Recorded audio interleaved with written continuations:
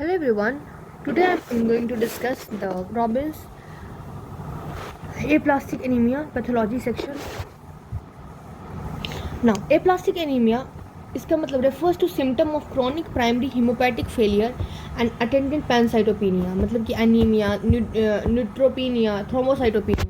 Means aplastic anemia मतलब क्या बोल रहा है कि इसमें chronic मतलब प्राइमरी पूरा का पूरा हेमोपेटिक फेलियर हो गया, ठीक है ना, और पैनसाइटोपेनिया मतलब कोई भी सेल मतलब कि नहीं बन रहा है, ना ही blood cell, red blood cell, white blood cell, platelet, सबका destruction. That is why it is written attendant pancytopenia means absence of cell, anaemia, neutropenia and thrombocytopenia.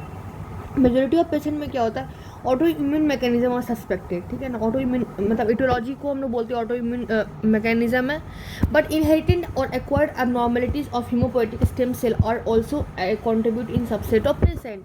But जो इनहेरिटेड और एक्वायर्ड एबनॉर्मेलिटीज है ऑफ हीमोपोएटिक स्टेम सेल का, that is also suspected.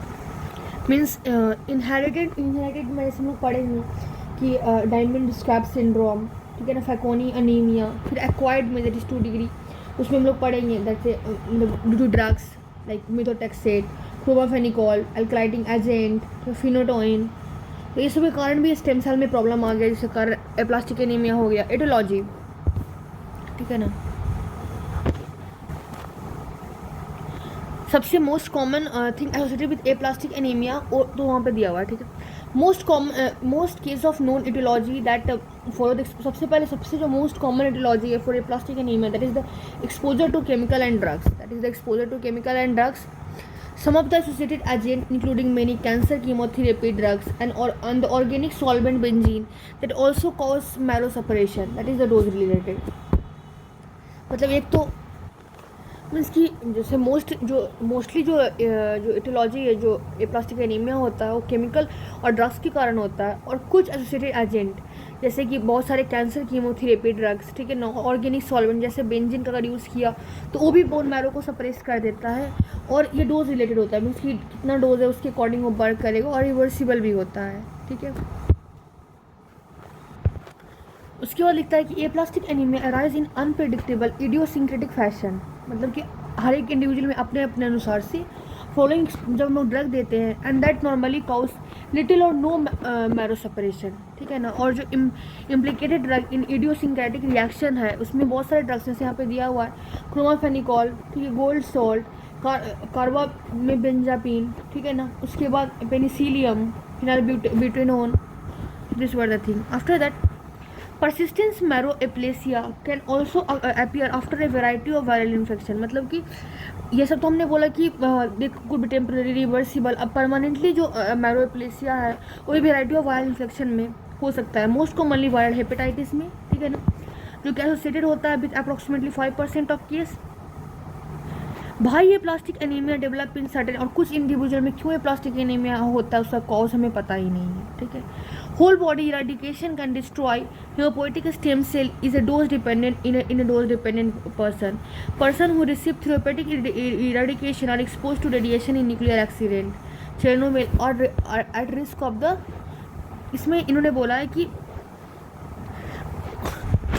पूरा का पूरा body मतलब कि रेडिएशन अगर होता है तो वो भी हेमोपेटिक स्टेम सेल को डिस्ट्रॉय कर देता है. और this is also dose dependent in A dose dependent person जो कि रिसीव कर रहा है थेरेपेटिक इरिडिकेशन, या फिर एक्सपोजर हो गया किसी न्यूक्लियर एक्सीडेंट जैसे चेरनोबिल, ये सब एक्सीडेंट जो हुआ था, तो उसमें there is a risk of marrow aplasia. After that a specific abnormality जो underlying some cause of aplastic anaemia as follows, ठीक है ना. एबनॉर्मेलिटी जो जिसके कारण एप्लास्टिक एनीमिया हो, उसका रीजन्स ये है, जैसे फैनकोनी सिंड्रोम, ठीक है ना. इसमें क्या होता है, it is a real autosomal recessive disorder जिसमें डिफेक्ट हुआ था मल्टीप्रोटीन कम्प्लेक्स जो कि रिक्वायर्ड होता है डीएनए रिपेयर के लिए. Marrow hypofunction become evidence early in the life and often accompanied by multiple congenital anomalies such as hypoplasia of kidneys, spleen, bone anomalies. इसका मतलब क्या बोला, जो फैकोनिया एनीमिया मतलब ये एक रेयर ऑटोसोमल रिसेसिव डिसऑर्डर है, ठीक है ना। ये जो कि डिफेक्ट होता है मल्टीप्रोटीन कम्प्लेक्स में, जो कि रिक्वायर्ड होता है फॉर डीएनए रिपेयर। इसमें क्या होता है कि जो मैरो का हाइपोफंक्शन, बोन मैरो हाइपोफंक्शन बहुत जल्दी अर्ली इन लाइफ ही दिख जाता है, ठीक है ना। और इसमें बहुत सारे मल्टीपल कॉन्जेनिटल अनोमलीज होते हैं, जैसे कि किडनी का हाइपोप्लेसिया, स्प्लीन का, बोन एनोमलीज, ठीक है ना। उसके बाद inherited defect in telomerase that is found in 5 to 10% of adult onset aplastic anaemia, ठीक है ना। मतलब कि टीलोमेरेज मतलब इनहेरिटेड डिफेक्ट आता है टीलोमेरेज में, जो कि 5 to 10% ऑफ एप्लास्टिक एनीमिया में हमें देखने को मिलता है। एंड टीलोमेरेज जो रिक्वायर्ड होता है for cellular immortality and limitless replication, ये तो हमें पता है कि टीलोमेरेज क्यों रिक्वायर्ड होता है। It might be anticipated, therefore, their deficient in telomerase activity could rise in premature hematopoietic stem cell exclusion and marrow-aplasia. सो यहाँ पे बोल रहा है कि अगर जैसे अगर टीलोमेरेज रहेगा तभी सेलुलर इमॉर्टेलिटी रहेगा और लिमिटलेस रेप्लिकेशन रहेगा। अगर ऐसा नहीं रहा then there will be defect in telomerase activity and that will result in the premature haemopoietic stems, मतलब कि पहले ही जो स्टेम सेल है वो खत्म हो जाएगा और मैरो एप्लेसिया हो जाएगा। Okay, after that even more common than telomerase mutation और एबनॉर्मली शॉर्ट टीलोमेयर, ठीक है, जो कि found which are found in the marrow cell of as many as 1/2 of this affected with aplastic anemia। तो टीलोमेरेज mutation तो हुआ, चलो ठीक है, वो उससे भी कॉमन ये है कि शॉर्ट टीलोमेयर्स जो पेशेंट जो मैरो सेल जिनमें अफेक्टेड रहता है 1/2 of the person is affected with aplastic anaemia. अब ये शॉर्टनिंग क्यों हुआ?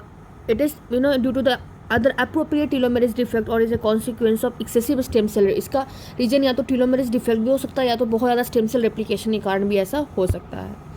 सो this was I think. No pathogenesis of aplastic anaemia पूरी तरह से अच्छे से अंडरस्टूड नहीं है, ठीक है ना। Indeed it is unlikely that a single mechanism underlying all cases, however two major aetiology जो कि फाउंड हुआ है that is the an extrinsic one, मतलब कि ये प्लास्टिक एनीमिया क्यों होता है, उसका पैथोजेनेसिस क्या है।